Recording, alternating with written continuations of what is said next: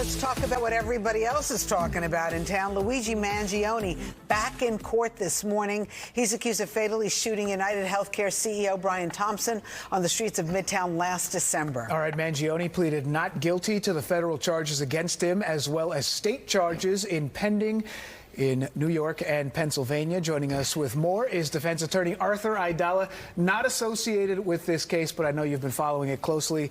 Arthur, thank you so much. Yeah, very closely for a lot of reasons. I mean, the attention to this case is really on another level. You told us this morning that you heard that there are people who've been camped out there all weekend? Since Saturday at noon. Wow. Saturday at noon, and it's a whole new industry that really never existed before. Who are they? It started with Harvey Weinstein's trial 5 years ago. It's all the true crime bloggers. It's not Fox and the regular affiliates. So they take up all the seats in the courtroom? Yeah.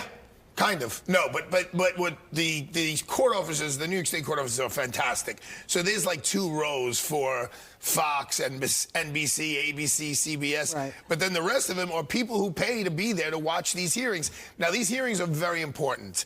Really very, very important. They're typical. They happen in every criminal case where it's appropriate to have them. The first one's going to be what's called a MAP hearing.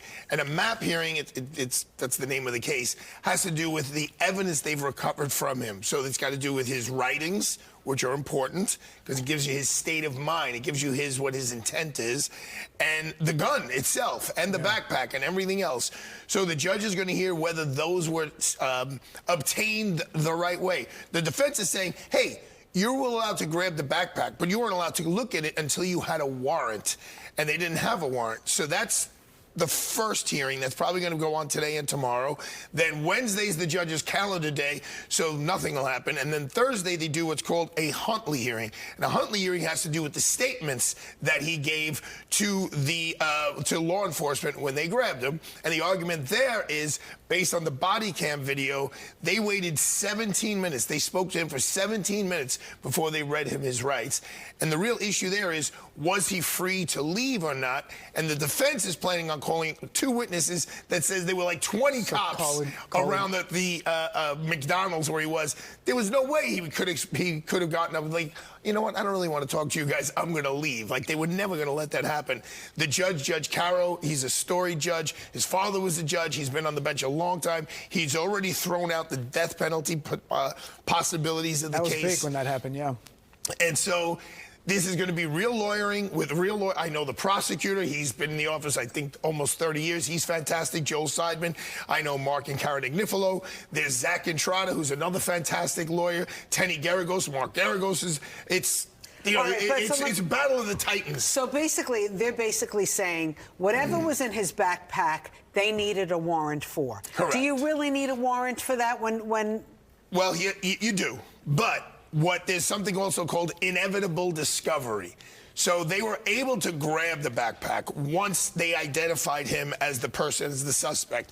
But technically, you're supposed to have a backpack. But there are exceptions to the rule having to do with the safeties of the officers. So they're going to say, hey, we needed to know, did he have an explosive device in there? Because was he going to blow up the building? Because he was wanted for murder at that point. So they may have thought, well, there could be a gun in this backpack.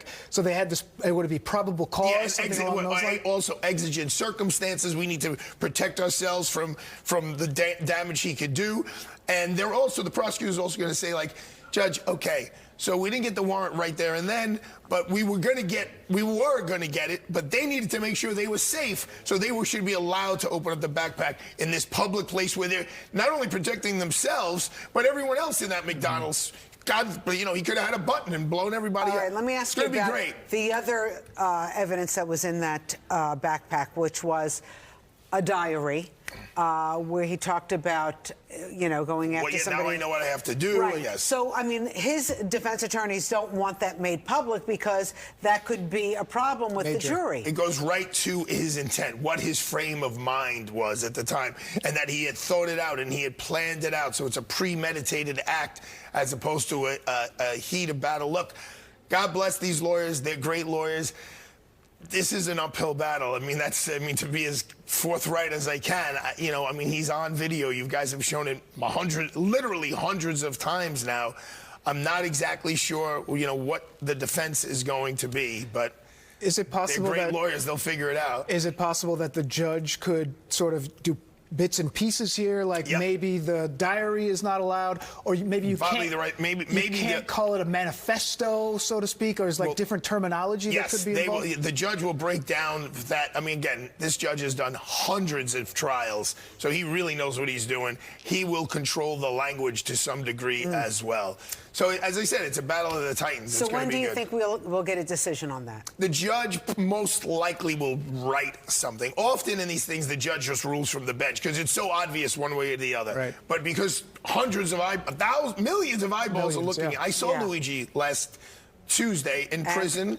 He was sitting there on a laptop, just going through his. Did you talk to him? No, I could have. I mean, he was literally 5 feet away from me. I was talking to somebody else there. At the NBC. It wasn't at the McDonald's. But why were at the Metropolitan Detention Center? Because when an inmate has a lot of computer stuff, they get to come down to the visitor's room and use their laptop to see the evidence against them. So he was sitting there in like a little isolated area, and by all accounts, you know, he's been a model citizen since he's been. And everybody says, I mean, he's getting tons of fan mail. I think he gets more than anyone else. They said that at least 4 rows of the court today could be his supporters. A couple rows of the court could be. And there's people outside wearing free Luigi. Yeah, I know. This is crazy. Okay, listen, we're all lawyered up with Arthur Aidala.